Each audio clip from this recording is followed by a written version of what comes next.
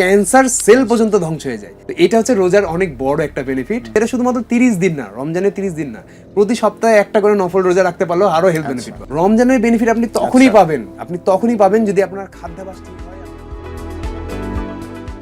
রোজা রাখার একটা উপকারিতা সম্পর্কে আমরা জানি যে এটা অটোফেজিরও একটা উপকারিতা আছে। রোজার কি উপকারিতা, আমাদের স্বাস্থ্যের কি উপকারিতা হয় রোজা রাখলে? রমজান মাসে যে 30টা রোজা, এটার বাইরেও যদি আপনি প্রতি সপ্তাহে একদিন করে রোজা রাখেন, সেক্ষেত্রে আপনার শরীরের ভিতরে যে দুর্বল সেলগুলো আছে, যেগুলো আসলে আপনাকে বার্ধক্যকে ফাস্ট করছে অথবা আপনার শরীরের রোগ প্রতিরোধ ক্ষমতা কমাচ্ছে, সেগুলোও নষ্ট হয় সবার আগে।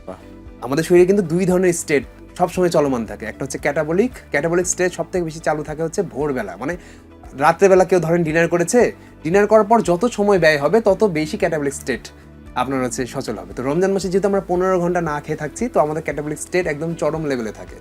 এই সময় আমাদের শরীরে ভালো কোষ এবং খারাপ কোষ দুইটাই বার্ন হতে শুরু করে। ভালো কোষ কখন বার্ন হবে না? যদি আমরা ইফতারে এবং সেহরিতে স্বাস্থ্যকর খাবার খাই এবং এর পাশাপাশি এক্সারসাইজ করি বা ফিজিক্যাল মুভমেন্ট করি, সেক্ষেত্রে শুধুমাত্র খারাপ কোষ, ইনফ্যাক্ট ক্যান্সার সেল পর্যন্ত ধ্বংস হয়ে যায়।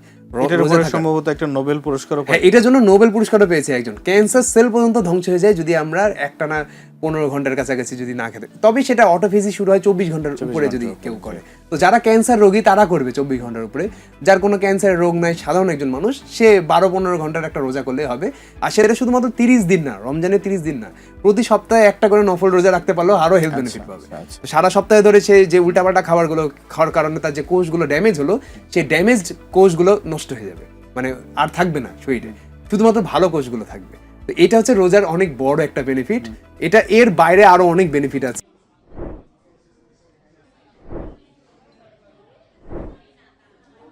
যেমন আমাদের শরীরের ভিতরে, আমাদের গাটের ভিতরে কিন্তু পজিটিভ আর নেগেটিভ দুই ধরনের ব্যাকটেরিয়া থাকে, অর্থাৎ গুড ব্যাকটেরিয়া, নেগেটিভ ব্যাকটেরিয়া, খারাপ ব্যাকটেরিয়া দুইটাই থাকে।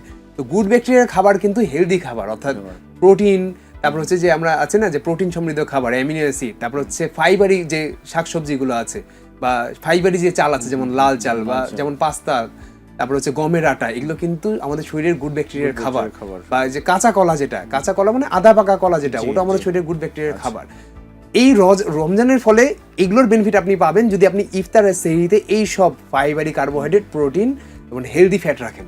ধরেন আপনি ফাইবারি কার্বোহাইড্রেট, প্রোটিন আর হেলদি ফ্যাট রাখছেন না, রোজা থাকছেন, আপনি মনে করছেন গাট হেলথ ভালো হয়ে যাবে, হবে না, উল্টা আরো খারাপ হয়ে যাবে ভাজা পোড়ার খাওয়ার কারণে। আর ভালো ব্যাকটেরিয়া তাদের জন্য দারুণ খাবার, সেটা তাদের জন্য ভাজা পোড়া আর ওই সব খাবার দারুণ খাবার। এখন তাই বলে কি আমি ভাজা পোড়া খাবো না? আমার তো খেতে ইচ্ছা করে, রমজান মাসে তো সবারই খেতে ইচ্ছা করে।